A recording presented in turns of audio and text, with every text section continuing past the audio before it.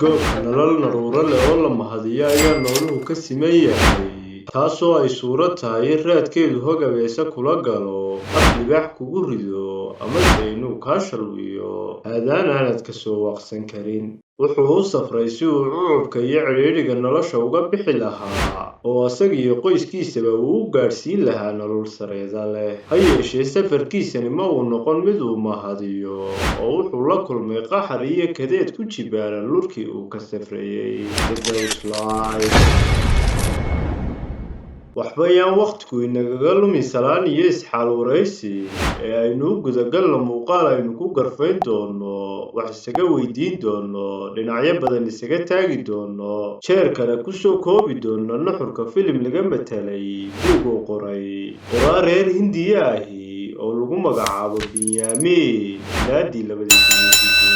asalka luuqadda uu ku qoray qaraagu buugga waa Malayaali oo ka mid ah luuqadaha lagaga hadlo Hindiya. Anigu aflaamta ma soo koobo, balse kolkol ayaan garfeeyaa buugta nafta leh. kolkaas si aynu isula fahanno gorfaynta buugga filimka laga matelay ee The Goat Life, waa inaan nuxurka iyo buucda buugga idiin ridaa si aynu isula jaan qaadno, jeerkaasina dhinacyo aan laga istaagin dhambaalka filimku gudbinayo uga istaagno. magaca uu filimka ku waa Najiib. wuxuu isaga noolaa magaalo xeebeed ku taala Hindiya. wuxuu la noolaa qoyskiisa oo ka kooban asaga, xaaskiisa iyo hooyadii. kamay qasnayn oo jawigoodu wuu iska deganaa. maalintiisa barhkeed badda ayuu geli jiray si uu uga soo helo wixii eebba ka siiyo, maalinka intiisa kalena wuxuu la qaadan jiray qoyskiisa. wuu tamaniyey, wuxuu doonay nololtuu ku jira ka sarraysa. wuxuu qawaday jawiguu ku jiray.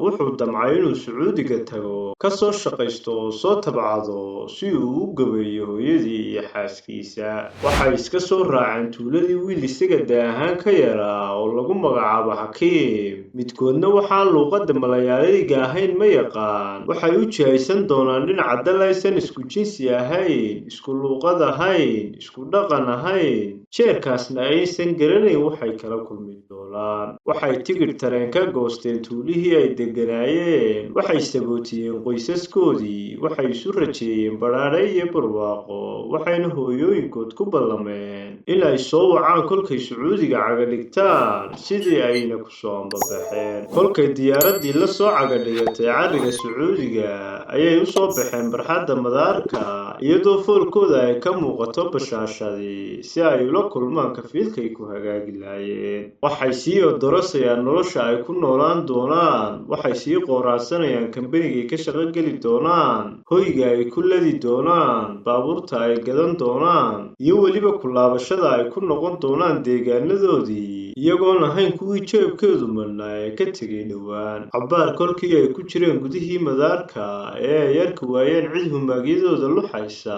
ama u gacan haadisa oo meesha ku sugan, ayay dibadda uga soo baxeen, soona hor qotansadeen afaafka hore ee garoonka, iyagoo baaladaymoonaya ciddii kafiilka ka ahayd oo aysan wax xogaa ka hayn, kolka laga reebo taleefanka kafiilkooda oo isna laga qaban waayey mar uu u wacay nin ay Hindi ahaan u garteen. waxaa isha ku dhufanaya nin carab ah. damac ayaa gelaya kolka uu dareemay inay kafiilkoodii arki waayeen. wuxuu isaga dhigayaa kafiilkii ka mas-uulka ahaa. wuu kaxaynayaa, waxaanay ku warhelayaan iyadoo midkood lagu dejinayo xero xoolaad ku taala bartanka saxaraha. sidaas ayaanay addoomo carab xoolaha ugu raaca saxaraha bartankiisa u noqonayaan. si xun baa loola dhaqmayaa, waa la jirdilayaa, hoy hagaagsan iyo cunto fiican midna ma helayaan. sidaasay tahay way shahaadanayaan carabtan wiilasha soo qafaashay inta lagu dhex jiro filimka. muddo ku siman 3 sannadood kolka ay ku jiraan cadaabtaas ifka,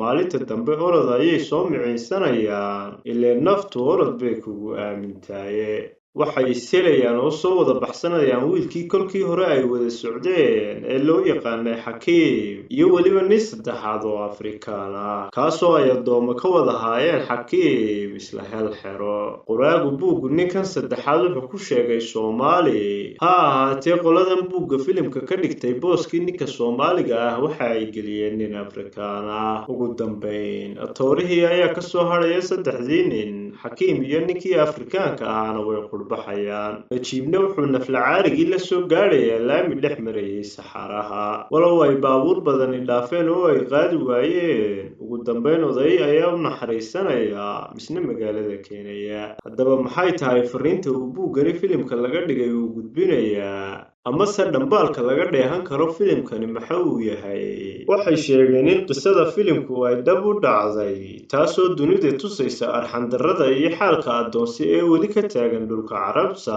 amase khaliijka iyadoo gebi ahaanba ay ka dhiidhiday carabtii filimkan jeerkaasina ka mamnuucday in laga daawado dhulkooda filimkani waa iyagiyo allahoode gees kale kolka aynu ka eegno dhambaalka uu filimku sidaa waa humaag khaldan oo lagu sifaynayo islaamka amase islaamka laga bixinayo maadaama iyagoo shahaadanaya jilayaasha filimku haddana dhulka u geysanayaan nimankaas addoommada waa humaag guracan oo laga bixinayo islaamka bale dadka qaar waxay u arki doonaanba in addoonsigu diinteenna bedhka yahay amase daawadayaasha badh waxa ka dhaadhici doontaa in islaamku dadka addoonsado si leeg sida looga dhaadhiciyey in islaamku wax qarxiyo waa tahay saaxiibayaal inta aanan gunaanadin muuqaalka aan weydiin idiin dhaafo maxay tahay dhambaalka uu gudbinayo filimkani ee aad shakhsi ahaan ka fahantay inta aynu muuqaalka xiga ku kulmi doonana waxaan idinkaga tegayaa asalaamullaahi calaykum